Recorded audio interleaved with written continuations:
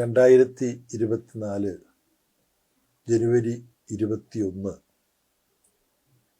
Vladimir ഇല്ലിച്ച് ഉല്യനോവ് Lenin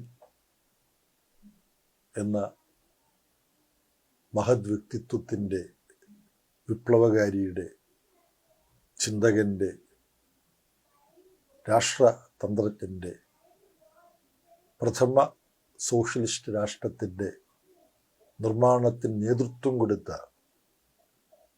ഭരണതന്ത്രജ്ഞൻ്റെ ചരമശതാബ്ദിയാണ്. 1924 സഖാവ് Lenin മരണമടയുന്നത്. 1870 സഖാവ് ലെനിൻ്റെ ജന്മം. യഥാർത്ഥത്തിൽ 54 വയസ്സ് തികയാൻ പിന്നെയും സമയം ബാക്കി നിൽക്കുമ്പോഴാണ് സഖാവ് ലെനിൻ നമ്മൾ വിട്ടുപിരിഞ്ഞത്. ഇന്നത്തെ നിലയിൽ നമ്മൾ നോക്കുമ്പോൾ 54 വയസ്സെന്ന് പറയുന്നത് മരിക്കേണ്ട ഒരു പ്രായമേ അല്ല. അദ്ദേഹത്തിൻ്റെ മരണകാരണം സ്ട്രോക്കാണ്, ഹൃദയാഘാതമാണ്. മരിക്കുമ്പോൾ അതിൻ്റെ കാരണം ഹൃദയാഘാതമായിരുന്നുവെങ്കിലും ഒന്നിലേറെ തവണ വെടിയുണ്ടയ്ക്ക് വിധേയനായ ഘാതകന്മാർ വകവരുത്താൻ നടത്തിയ ശ്രമങ്ങളെ അഭിമുഖീകരിക്കേണ്ടി വന്ന അതിൻ്റെ ശാരീരികമായ ആഘാതവും പരിക്കും ചേർന്നിട്ടാണ് അദ്ദേഹത്തിൻ്റെ ആരോഗ്യം വഷളായത് എന്നുള്ളത് ഈ ഘട്ടത്തിൽ ഓർക്കുകയാണ്. അദ്ദേഹത്തെ ഒരു രക്തസാക്ഷി എന്ന് നമ്മളാരും നാമകരണം ചെയ്യുന്നില്ലെങ്കിൽ പോലും രക്തസാക്ഷിത്വത്തിൻ്റെ ഒരു അംശവും സഖാവ് ലെനിൻ്റെ വേർപാടിലുണ്ട്. ഇന്ത്യയുടെ രാഷ്ട്രപതി മഹാത്മാഗാന്ധി വർഗീയവാദികളാൽ വെടിവെച്ച് കൊല ചെയ്യപ്പെടുകയായിരുന്നു. അദ്ദേഹത്തിന് ചികിത്സ കൊടുക്കാൻ തന്നെ കഴിഞ്ഞിരുന്നില്ല. അദ്ദേഹത്തെ കൊണ്ട് കിടത്തി കഴിഞ്ഞപ്പോൾ അദ്ദേഹം മരണമടയുകയാണ് ചെയ്തത്. ലെനിൻ്റെ കാര്യത്തിൽ വെടി ഉണ്ടകൾ ഏറ്റെങ്കിലും അദ്ദേഹം പിന്നെയും കുറേ കാലം കൂടി ജീവിച്ചു എന്ന ഒരു വ്യത്യാസം മാത്രമേ ഉള്ളൂ. സ്വന്തം രാജ്യത്തിൻ്റെ ജീവിതത്തിൽ അഗാധമായ സ്വാധീനം ചെലുത്തിയ 2 വ്യക്തികളാണ് ലെനിനും മഹാത്മാഗാന്ധിയും. 2 പേർക്കും ആ രാജ്യത്തിലെ തന്നെ പ്രതിലോമകാരികളാൽ വെടിവയ്പ്പിന് ഇരയാകേണ്ടി വന്നു എന്നതും യാദൃച്ഛികമാണ് എന്ന് തോന്നുന്നില്ല. ലെനിൻ്റെ ഈ ചരമശതാബ്ദി വേളയിൽ വ്യത്യസ്ത മേഖലകളിൽ സഖാവ് നൽകിയ സംഭാവനകളെക്കുറിച്ചുള്ള വിശദമായ ഒരുപാട് ചർച്ചകൾ നടക്കും. ഈ മാധ്യമത്തിലൂടെ തന്നെ ഇനിയും മറ്റു പലരും സഖാവ് ലെനിനോട് മാനസികമായി ആദരവ് പ്രകടിപ്പിച്ചുകൊണ്ട് സംഭാഷണങ്ങൾ നടക്കാൻ പോവുകയാണ്. അതുകൊണ്ട് വളരെ ചുരുക്കി ചില കാര്യങ്ങൾ മാത്രമേ ഞാൻ പറയുന്നുള്ളൂ. റഷ്യൻ കമ്മ്യൂണിസ്റ്റ് പാർട്ടി അതിൻ്റെ പ്രവർത്തനം ആരംഭിക്കുന്നത് Russian social democratic labour party എന്ന പേരിലാണ്. കമ്മ്യൂണിസ്റ്റ് പാർട്ടി എന്നുള്ള പേര് പിന്നീട് ആണ് മാറുന്നത്. ലെനിൻ്റെ നേതൃത്വത്തിൽ തന്നെയാണ്. ഇനി കമ്മ്യൂണിസ്റ്റ് പാർട്ടി എന്ന് നമുക്ക് പേര് മാറ്റാം എന്ന പ്രമേയം ലെനിൻ അവതരിപ്പിച്ചുകൊണ്ടാണ്. പിന്നെ 1922 സോവിയറ്റ് യൂണിയൻ സ്ഥാപിതമാവുകയും സോവിയറ്റ് റിപ്പബ്ലിക്കുകൾ ഉണ്ടാവുകയും ആ സോവിയറ്റ് റിപ്പബ്ലിക്കുകളിൽ ഓരോന്നും കമ്മ്യൂണിസ്റ്റ് പാർട്ടി ഘടകങ്ങൾ ഉണ്ടാവുകയും അവയ്ക്കെല്ലാം ചേർന്നിട്ട് communist party of the Soviet union CPSU എന്ന നിലയിൽ പാർട്ടി വളരുകയും ഒക്കെ ചെയ്ത ചരിത്രമുണ്ട്. ആ വിശദാംശങ്ങളിലേക്ക് ഞാൻ പോകുന്നില്ല. ഏറ്റവും പ്രധാനപ്പെട്ട കാര്യം സഖാവ് ലെനിൻ്റെ നേതൃത്വത്തിൽ സോഷ്യൽ ഡെമോക്രാറ്റിക് ലേബർ പാർട്ടി രൂപവൽക്കരിക്കപ്പെട്ട് 19 വർഷം കഴിയുമ്പോൾ റഷ്യൻ വിപ്ലവം വിജയിക്കുകയാണ്. 1917 1898 Russian social democratic labour party ഉണ്ടാകുന്നത്. അതിനു മുമ്പ് ലെനിൻ്റെ നേതൃത്വത്തിൽ മാർക്സിസ്റ്റ് നിലപാട് മുറുകെ പിടിക്കുന്നവരുടെ ഒരു കൂട്ടായ്മ 1895 സെൻറ്റ് പീറ്റേഴ്സ്ബർഗിൽ ഉണ്ടായിട്ടുണ്ട്. അതിനു മുമ്പ് 1883 റഷ്യയിലെ ആദ്യത്തെ മാർക്സിസ്റ്റ് എന്ന് വിശേഷിപ്പിക്കാവുന്ന പ്ലഖനോവിൻ്റെ നേതൃത്വത്തിൽ ജനീവയിൽ പണിയെടുക്കുന്നവരുടെ ഇമാൻസിപ്പേഷന് വേണ്ടിയുള്ള പ്രസ്ഥാനം, മൂവ്മെൻറ്റ് എന്ന് പറഞ്ഞിട്ട് മാർക്സിസ്റ്റ് കാഴ്ചപ്പാടോടുകൂടി തന്നെ സംഘടന രൂപവൽക്കരിക്കപ്പെട്ടിട്ടുണ്ട്. അങ്ങനെയെല്ലാം ചരിത്രം ഇങ്ങനെ വ്യാപിച്ചു കിടക്കുന്നുണ്ട്. പക്ഷെ ഏറ്റവും പ്രധാനപ്പെട്ട കാര്യം, റഷ്യയിലെ കമ്മ്യൂണിസ്റ്റ് പാർട്ടി രൂപവൽക്കരിക്കപ്പെട്ട് 2 പതിറ്റാണ്ട് കഴിയുന്നതിന് മുമ്പ് ഒക്ടോബർ സോഷ്യലിസ്റ്റ് വിപ്ലവം വിജയിക്കുകയാണ് 1917. അങ്ങനെ റഷ്യയിൽ ഈ വിപ്ലവ വിജയത്തിന് വേണ്ടി ശ്രമിക്കുമ്പോൾ സൈദ്ധാന്തികമായി മാർക്സിസ്റ്റ് കാഴ്ചപ്പാട് പിന്തുടർന്നുകൊണ്ട് എന്ന നിലയിൽ റഷ്യൻ വിപ്ലവത്തിന് ആഹ്വാനം ചെയ്യുന്ന ലെനിൻ്റെ പ്രസിദ്ധമായ ഏപ്രിൽ തീസിസ്, അതിനെതിരായിട്ട് പലരും രംഗത്ത് വന്നിരുന്നു. പ്ലഖനോവ് രംഗത്ത് വന്നു. റഷ്യൻ മാർക്സിസത്തിൻ്റെ തലതൊട്ടപ്പൻ എന്ന് പറയപ്പെടുന്ന പ്ലഖനോവ്, അദ്ദേഹം മെൻഷെവിക്കുകളുടെ കൂട്ടത്തിലേക്ക് പിന്നെ മാറി എന്നുള്ളത് ഓർക്കണം. അദ്ദേഹം 1918 തന്നെ മരിച്ചു. എംഗൽസിൻ്റെ ശിശുത്വം ന്യായമായും അവകാശപ്പെടാൻ കഴിയുന്ന കാൾ കൗട്സ്കി, അദ്ദേഹം ലെനിൻ്റെ നിലപാടുകളെ വിമർശിച്ചു. അപ്പോൾ വിപ്ലവത്തിന് ശ്രമിക്കുന്നത് അകാലികമാണ്. പിന്നെ വിപ്ലവാനന്തരം തൊഴിലാളി വർഗ നേതൃത്വം, തൊഴിലാളി വർഗ സർവാധിപത്യം എന്ന് പറയുന്ന തൊഴിലാളി വർഗ ജനാധിപത്യം അത് സ്ഥാപിക്കാൻ ലെനിൻ്റെ നേതൃത്വം നടത്തുന്ന ശ്രമം മാർക്സത്തിന് നിരക്കുന്നതല്ല എന്ന മട്ടിലാണ് കാൾ കൗട്സ്കി വാദിച്ചത്. ഒരർത്ഥത്തിൽ എംഗൽസിൻ്റെ ഒരു ശിഷ്യൻ തന്നെയായിരുന്നു കാൾ കൗട്സ്കി. പക്ഷെ എംഗൽസ് മരിച്ചതിന് ശേഷം 1895 എംഗൽസ് മരിച്ചതിന് ശേഷം കാൾ കൗട്സ്കിക്ക് പല വ്യതിയാനങ്ങളും ഉണ്ടായി. അതുകൊണ്ട് തൊഴിലാളി വർഗ വിപ്ലവവും വഞ്ചകനായ കൗട്സ്കിയും എന്ന് പറഞ്ഞുകൊണ്ട് ഈ എംഗൽസിൻ്റെ ശിഷ്യൻ ആയിട്ടുള്ള കൗട്സ്കിക്കെതിരായിട്ട് ലെനിന് രംഗത്ത് വരേണ്ടി വന്നു. ഇത് രണ്ടും ഞാൻ പറഞ്ഞത് ലെനിനേക്കാളും മുതിർന്ന പ്രായമുള്ള നേതാക്കന്മാരാണ് ഇവർ രണ്ടുപേരും, പ്ലഖനോവും കൗട്സ്കിയും. പക്ഷെ മാർക്സിസത്തെ സർഗാത്മകമായി റഷ്യൻ സാഹചര്യത്തിൽ പ്രയോഗിക്കുന്നതിന് ലെനിനാണ് വിജയം വരിച്ചത്. അത്തരത്തിലുള്ള മാർക്സത്തെ റഷ്യൻ സാഹചര്യത്തിൽ പ്രയോഗിക്കാനുള്ള ലെനിൻ്റെ ശ്രമങ്ങളെ, സർഗാത്മകമായ ശ്രമങ്ങളെ പ്രമാണമാത്രവാദപരമായി, യാന്ത്രികമായി പ്ലഖനോവ് എതിർത്തു, കാൾ കൗട്സ്കി എതിർത്തു. അതുകൊണ്ട് മാർക്സിസം എന്ന് പറയുന്നത് സജീവമായ, സദാ മാറിക്കൊണ്ടിരിക്കുന്ന സമൂഹത്തിൽ പ്രയോഗിക്കേണ്ട ഒരു ശാസ്ത്രമാണ് എന്ന ശരിയായ കാഴ്ചപ്പാട് ലെനിനാണ് പിന്തുടർന്നത് എന്നുള്ളതാണ് ലെനിനെ ഓർക്കുമ്പോൾ നമ്മൾ ഏറ്റവും കൂടുതൽ ഗൗരവത്തിൽ മനസ്സിലാക്കേണ്ടതും ചർച്ച ചെയ്യേണ്ടതുമായ ഒരു കാര്യം.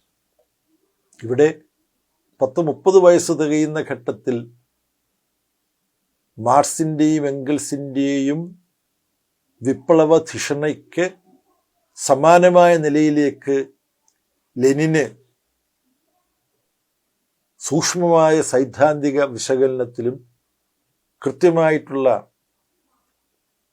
സൈദ്ധാന്തിക ബോധത്തിലും എത്തിച്ചേരാൻ കഴിഞ്ഞു എന്നത് അദ്ദേഹത്തിൻ്റെ രചനകൾ നമ്മൾ ആഴത്തിൽ പഠിച്ചാൽ നമുക്ക് മനസ്സിലാക്കാൻ കഴിയും.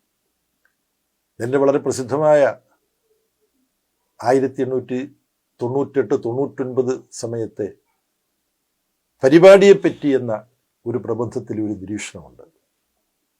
ആ നിരീക്ഷണത്തിൻ്റെ സാരാംശം ഇതാണ്: നമ്മൾ മാർക്സിൻ്റെ സിദ്ധാന്തങ്ങളെ പൂർത്തീകരിക്കപ്പെട്ടൊരു സിദ്ധാന്തമായോ അലംഘനീയമായൊരു സിദ്ധാന്തമായോ കരുതുന്നില്ല എന്നാണ്. എന്നിട്ട് എന്താ പറയുന്നത്? സമത്വപൂർണമായൊരു സമൂഹം സൃഷ്ടിക്കാനുള്ള സമരം സംബന്ധിച്ച ശാസ്ത്രീയ കാഴ്ചപ്പാടാണ് മാർക്സിസം മുന്നോട്ട് വെക്കുന്നത്. പക്ഷെ മാർക്സിസം അതിൻ്റെ അടിത്തറ ഇടുക മാത്രമാണ് ചെയ്തിട്ടുള്ളത്. ആ അടിത്തറയിൽ എല്ലാ ദിശയിലേക്കും ഈ സിദ്ധാന്തത്തെ വികസിപ്പിക്കാനുള്ള ജോലി നമുക്കാണ്. ഇന്ന് ചൂഷണത്തിനെതിരായി പടപൊരുതുന്ന ഓരോ രാജ്യത്തിലെയും തൊഴിലാളി പ്രസ്ഥാനത്തിൻ്റെ സഖാക്കളാണ്, സോഷ്യലിസത്തിന് വേണ്ടി പൊരുതുന്നവരാണ്. ഈ ശാസ്ത്രീയ സോഷ്യലിസത്തിൻ്റെ അടിത്തറയിൽ നിന്ന്, മാർക്സും എംഗൽസും ഭാഗിയ അടിത്തറയിൽ നിന്നും എല്ലാ ദിശയിലേക്കും ഈ ശാസ്ത്രത്തെ വികസിപ്പിക്കുക എന്നുള്ള ജോലി നിർവഹിക്കേണ്ടത് ഇന്ന് പ്രവർത്തന രംഗത്ത് നിൽക്കുന്നവരാണ്. അങ്ങനെ ശാസ്ത്രീയ അടിത്തറയിൽ നിന്ന് എല്ലാ ദിശയിലേക്കും ഇത് വികസിപ്പിക്കുന്നതിൽ നമ്മൾ വീഴ്ച വരുത്തിയാൽ നമുക്ക് സമൂഹത്തിൻ്റെ മാറ്റത്തിനൊത്ത് മുന്നോട്ട് പോകാൻ കഴിയില്ല. ഇത് വളരെ ശാസ്ത്രീയമായൊരു വീക്ഷണമാണ്. അത് ലെനിൻ അവതരിപ്പിക്കുക മാത്രമല്ല, മാർക്സത്തെ റഷ്യയിലെ മൂർത്ത സാഹചര്യത്തിൽ പ്രയോഗിക്കാൻ ബോൾഷെവിക് പാർട്ടിയെ ലെനിൻ പരിശീലിപ്പിച്ചു. അതുകൊണ്ടാണ് ഏപ്രിൽ തീസിസിലൂടെ ഒക്ടോബർ സോഷ്യലിസ്റ്റ് വിപ്ലവം വിജയിപ്പിക്കാൻ കഴിഞ്ഞത്.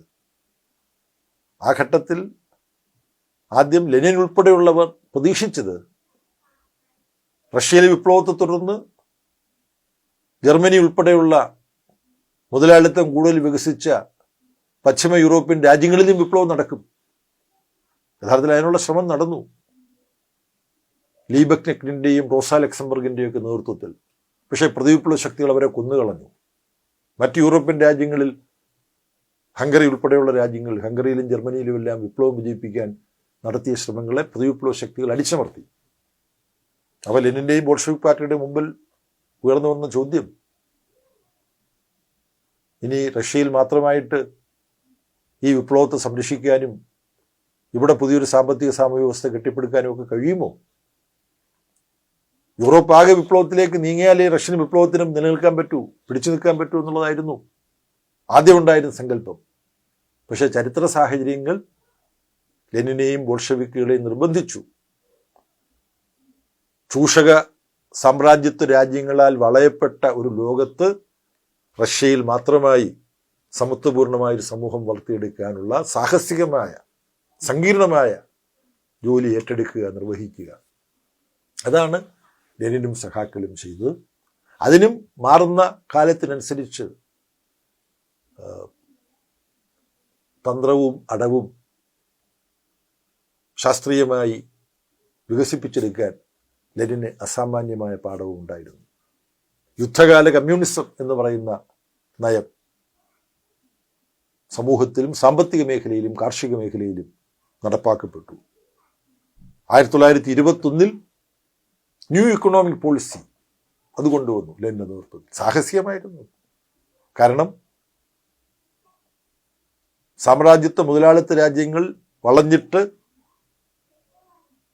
സോവിയറ്റ് റഷ്യയെ വിപ്ലവാനന്തരം ജനനസമയത്ത് തന്നെ കൊന്നുകളയാനുള്ള ശ്രമം നടന്നപ്പോൾ അതിനെ നേരിടാൻ അനുയോജ്യമായ സമീപനങ്ങൾ അപ്പോൾ ലെനിനും ബോൾഷെവിക്കുകൾക്കും വികസിപ്പിച്ചെടുക്കേണ്ടി വന്നു. കാര്യം മുൻമാതൃകകളൊന്നുമില്ല സോഷ്യലിസ്റ്റ് വിപ്ലവത്തിൻ്റെയോ സോഷ്യലിസ്റ്റ് വിജയത്തിൻ്റെയോ. പാരീസ് കമ്മ്യൂണിൻ്റെ ഒരു അനുഭവമുണ്ട്, 40 ദിവസത്തെ ഒരു അനുഭവമാണ്. അതെന്നും ലെനിൻ പാഠം പഠിക്കുന്നുണ്ട്. ഭരണകൂടവും വിപ്ലവവും എന്ന് പറയുന്ന അതിൻ്റെ പ്രസിദ്ധമായ കൃതി.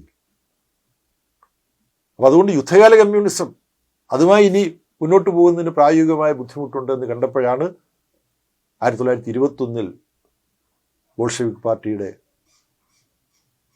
കേന്ദ്ര കമ്മിറ്റിയിലും സമ്മേളനത്തിലും പുത്തൻ സാമ്പത്തിക നയം എന്ന് പറയുന്ന ഒരു വീക്ഷണം.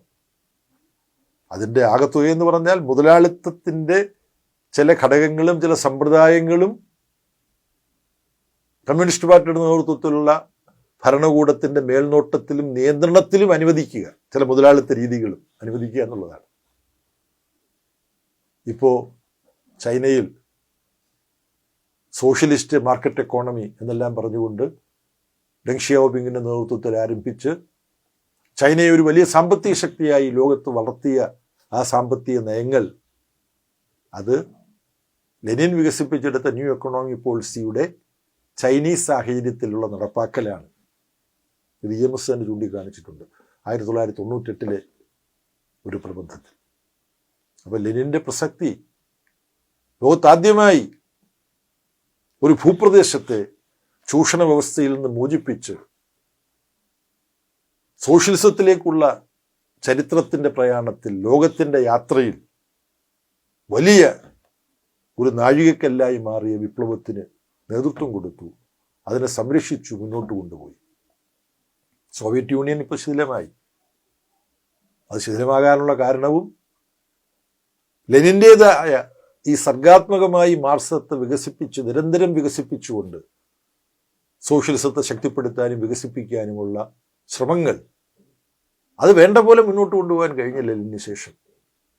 സ്റ്റാലിൻ്റെ നേതൃത്വത്തിൽ സുശക്തമായൊരു സോഷ്യലിസ്റ്റ് സമ്പദ്ഘടന വളർത്തിയെടുക്കുന്നതിലൊക്കെ കുറേ വിജയങ്ങൾ കൈവരിക്കാൻ കഴിയും. പക്ഷേ വ്യക്തിപ്രഭാവ സിദ്ധാന്തം പോലെയുള്ള വൈകല്യങ്ങൾ ലെനിൻ്റെ കാലത്തുണ്ടായിരുന്നില്ല, പക്ഷെ സ്റ്റാലിൻ്റെ കാലത്തുണ്ടായി. ഹിറ്റ്ലറെയും ഫാസിസത്തെയും തോൽപ്പിക്കുന്നതിൽ സോവിയറ്റ് പാർട്ടിയും സൈനികരും രാഷ്ട്രത്തിന് നേതൃത്വം കൊടുത്ത ജോസഫ് സ്റ്റാലിനുമൊക്കെ വഹിച്ച പങ്കിനെ നമ്മൾ മാനിക്കണം. പക്ഷെ അതേസമയം ഉൾപാർട്ടി പ്രശ്നങ്ങൾ കൈകാര്യം ചെയ്യുന്നതിൽ വ്യക്തിപ്രഭാവ സിദ്ധാന്തത്തിൽ അധിഷ്ഠിതമായ തെറ്റുകൾ സ്റ്റാലിൻ്റെ ഭാഗത്തു നിന്നുണ്ടായതും പിന്നീട് ക്രൂഷ്ചേവിനെ തുടർന്ന് ബ്രഷേവിനെ തുടർന്ന് പല റിവിഷനിസ്റ്റ് വ്യതിയാനങ്ങളും സോവിയറ്റ് യൂണിയനിൽ ഉണ്ടാകുന്നതിന് പരോക്ഷമായി ഈ വ്യക്തിപ്രഭാവ സിദ്ധാന്തവും കാരണമായിട്ടുണ്ടാവാം എന്ന് പല ചർച്ചകളും നടക്കുന്നുണ്ട്. അതെല്ലാം ഈ ഘട്ടത്തിൽ നമ്മൾ പരിശോധിക്കേണ്ടതാണ്. പരിശോധിക്കേണ്ട ഒരുപാട് കാര്യങ്ങളുണ്ട്. പക്ഷേ ലെനിൻ അദ്ദേഹത്തിൻ്റെ വേർപാടിൻ്റെ 100-ാം വർഷത്തിൽ തിരിഞ്ഞു നോക്കുമ്പോൾ ലോകചരിത്രത്തിൽ നിന്നും ഓർമ്മിക്കപ്പെടുന്ന ഒരു മഹാവ്യക്തിത്വമായി ലെനിൻ നിലകൊള്ളും. തൊഴിലില്ലായ്മയില്ലാത്ത, അസമത്വങ്ങളില്ലാത്ത, ചൂഷണമില്ലാത്ത ഒരു സമൂഹത്തിൻ്റെ നിർമ്മിതിക്ക് അതിഗംഭീരമായ സംഭാവനകളാണ് അദ്ദേഹം നൽകിയത്. അതോടൊപ്പം മുതലാളിത്തം കാലഹരണപ്പെട്ട ഒരു സാമ്പത്തിക സാമൂഹ്യ വ്യവസ്ഥയാണെങ്കിലും നൂറ്റാണ്ടുകൾ കൊണ്ട് മുതലാളിത്തം വികസിപ്പിച്ചെടുത്ത ഒരുപാട് അനുഭവ സമ്പത്തുണ്ട്. അപ്പോൾ മുതലാളിത്തത്തിൻ്റെ ചൂഷണത്തിന് അറുതി വരുത്തിക്കൊണ്ട് സമത്വപൂർണമായൊരു സമൂഹം കെട്ടിപ്പടുക്കാൻ ശ്രമിക്കുമ്പോൾ മുതലാളിത്തം വികസിപ്പിച്ചെടുത്ത ചില പ്രവർത്തന രീതികളുടെ ചില ഘടകങ്ങൾ സോഷ്യലിസത്തിൻ്റെ നിർമ്മിതിയിലും സോഷ്യലിസത്തെ ദൃഢപ്പെടുത്താനും സോഷ്യലിസത്തെ മുന്നോട്ട് കൊണ്ടുപോകാനും ഉപയോഗിക്കാൻ കഴിയണം. അതിൻ്റെ ചില സൂചനകളാണ് ലെനിൻ്റെ ന്യൂ ഇക്കണോമിക് പോളിസിയിൽ, പുത്തൻ സാമ്പത്തിക നയത്തിലുള്ളത്. ഇന്ന് ചൈനയും വിയറ്റ്നാമും ക്യൂബയും ലാവോസുമെല്ലാം സോഷ്യലിസം കെട്ടിപ്പടുക്കാനുള്ള ശ്രമത്തിൽ കമ്പോളത്തിൻ്റെ ചില ഘടകങ്ങളെ കൂടി സോഷ്യലിസ്റ്റ് മേൽക്കൈ നിലനിർത്തിക്കൊണ്ട് ഉപയോഗപ്പെടുത്തുന്നുണ്ട്. ആ ഒരു ആശയത്തിന് തുടക്കം കുറിച്ചത് ലെനിനായിരുന്നു. സാമ്രാജ്യത്വ മുതലാളിത്ത രാജ്യങ്ങളിലാ ചുറ്റപ്പെട്ട് കിടക്കുന്ന ഒരു സോഷ്യലിസ്റ്റ് ദ്വീപ്, അങ്ങനെ നിലനിന്നിരുന്ന റഷ്യ ഇന്നിപ്പോൾ ലോകത്ത് നിന്നും സോഷ്യൽ രാഷ്ട്രം എന്നുള്ള നിലയിൽ തുടച്ചു നീക്കപ്പെട്ടു. റഷ്യയിൽ മുതലാളിത്തം സ്ഥാപിക്കപ്പെട്ടു. പക്ഷേ ചൈന ഉൾപ്പെടെയുള്ള രാജ്യങ്ങൾ സോഷ്യലിസ്റ്റ് നിർമ്മാണത്തിന് വേണ്ടിയുള്ള ശ്രമങ്ങൾ നടത്തുകയാണ്. അവിടെ ലെനിൻ്റെ സമീപനത്തിൻ്റെ ചില സ്വാധീനം കാണാൻ കഴിയും. ലോക ജനസംഖ്യയുടെ 1/5 ഇത്തരത്തിലുള്ള അന്വേഷണങ്ങളും പരീക്ഷണങ്ങളും നടക്കുന്ന ചൈനയും വിയറ്റ്നാമും ക്യൂബയും ലാവോസും ഉൾപ്പെടെയുള്ള രാജ്യങ്ങളിലാണ് എന്ന് പറയുമ്പോൾ ലെനിൻ്റെ സ്വാധീനം പ്രത്യക്ഷമായി ലോകത്തിലെ 1/5 ജനങ്ങളിലുണ്ട് എന്നുള്ളത് നമ്മൾ കാണണം. അവിടെ മാത്രമല്ല, മുതലാളിത്ത ചൂഷണ വ്യവസ്ഥയാൽ ചുറ്റപ്പെട്ട് കിടക്കുന്ന സംസ്ഥാനങ്ങൾക്കിടയിൽ കേരള സംസ്ഥാനം വ്യത്യസ്തമായൊരു ബദൽ പാത കരിപ്പിടിപ്പിക്കാൻ ശ്രമിച്ചുകൊണ്ടിരിക്കുകയാണ്. ഇപ്പോൾ കേരളത്തിലെ ഇടതുപക്ഷ ജനാധിപത്യ മുന്നണി ഗവൺമെൻറ് മുതലാളിത്ത സാമ്പത്തിക സാമൂഹ്യ വ്യവസ്ഥ നിലനിൽക്കുന്ന ഇന്ത്യയിൽ അതിനോട് സമരസപ്പെടാതെ മുതലാളിത്ത ചൂഷണ സാമ്പത്തിക സാമൂഹ്യ വ്യവസ്ഥയോട് സമരം ചെയ്തുകൊണ്ട് കേരള സംസ്ഥാനം ഒരു ബദൽ രൂപപ്പെടുത്തിയെടുക്കാൻ നടത്തുന്ന വളരെ സങ്കീർണവും സാഹസികവുമായിട്ടുള്ള ശ്രമം, അതിലും ഒരു പരിധിവരെ ലെനിൻ വികസിപ്പിച്ചെടുത്ത ന്യൂ ഇക്കണോമിക് പോളിസിയുടെ ചില ഘടകങ്ങൾ പ്രവർത്തിക്കുന്നുണ്ട് എന്ന് വിചാരിക്കാവുന്നതാണ്. ഇതെല്ലാം കൂടുതൽ വിശദമായ ചർച്ചകൾക്കും അന്വേഷണങ്ങൾക്കും ലെനിൻ്റെ ചരമശതാബ്ദി വേളയിൽ വിധേയമാവും എന്ന പ്രതീക്ഷ പങ്കുവച്ചുകൊണ്ട് ഇതിനെക്കുറിച്ചെല്ലാമുള്ള കൂടുതൽ വിശദമായ അന്വേഷണങ്ങളും പഠനങ്ങളും നടത്തണം. ഇതിനെന്തെങ്കിലും ഒരു അവസാന വാക്ക് നമ്മൾ ഉടനെ പറയാൻ വേണ്ടിയിട്ടല്ല.